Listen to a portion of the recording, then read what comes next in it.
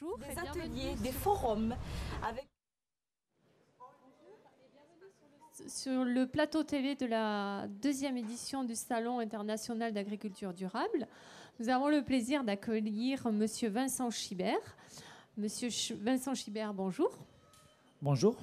Vous êtes le président d'Invenio. Donc, pourriez-vous nous présenter cette structure, s'il vous plaît?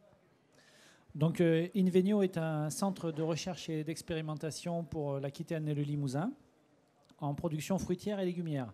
Son originalité, elle tient au fait qu'elle rassemble une multitude d'espèces, aussi bien en fruits et en légumes, qui sont organisés en 6 pôles filières, qui eux-mêmes regroupent plusieurs espèces, puisqu'on a un pôle carottes asperges sur les Landes, on a un pôle de culture sous abri en Lot-et-Garonne, un pôle fraises aussi, Lot-et-Garonne et Dordogne, et 3 pôles arboricoles, pommes en Limousin, châtaignes, Limousin et Aquitaine, et prunes, notamment autour de la prune, du pruneau d'Agen.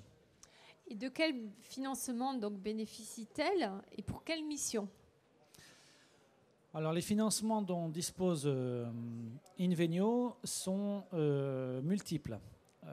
Tout d'abord, il y a une participation forte des professionnels. Ça a été une originalité dans Invenio.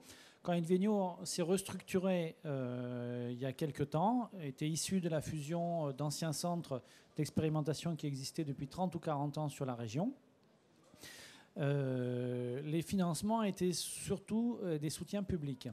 Aujourd'hui, les soutiens publics étant en diminution importante, nous avons dû redynamiser les professionnels pour leur faire comprendre que l'existence du centre était liée non seulement à leur participation technique et politique dans le cadre de l'administration du centre, mais aussi financière. Donc aujourd'hui, les professionnels cotisent au prorata des programmes qu'ils ont décidés dans chaque pôle de compétences à hauteur de 20 à 25% de montant des subventions. Le reste est assuré par des prestations, puisque nos ingénieurs et techniciens ont de fortes compétences dans différents domaines liés à l'activité, à la recherche et à la production agricole. Donc ces techniciens sont capables de vendre des prestations, donc soit aux agriculteurs, soit à des sociétés qui gravitent autour du monde agricole, des sociétés de production phytosanitaire, des sociétés de vente de produits fertilisants, pour mettre en avant différents produits. Donc on vend de la prestation à ces gens-là. Et enfin, en solde, on bénéficie de soutiens publics régionaux. La région nous aide énormément. Le Conseil régional d'Aquitaine est un fort soutien pour Invenio.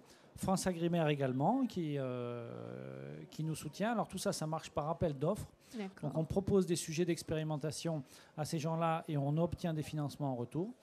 Et ensuite, on a une multitude, notamment au niveau du Conseil régional Lot-et-Garonne, le bassin d'Agen et aussi le Conseil général de Lot-et-Garonne nous suit énormément. Très bien. Donc justement, concernant les programmes d'expérimentation, quels sont ceux qui actuellement sont mis en œuvre par votre association? Actuellement, notamment dans le cadre de ce salon sur l'agriculture durable, on a, lors de la constitution d'Invenio, aussi mis en place une originalité, ce qu'on appelait des pôles transversaux. Je vous ai présenté les 6 pôles filières, donc par espèce, et on a aussi des pôles transversaux qui intéressent toutes les espèces.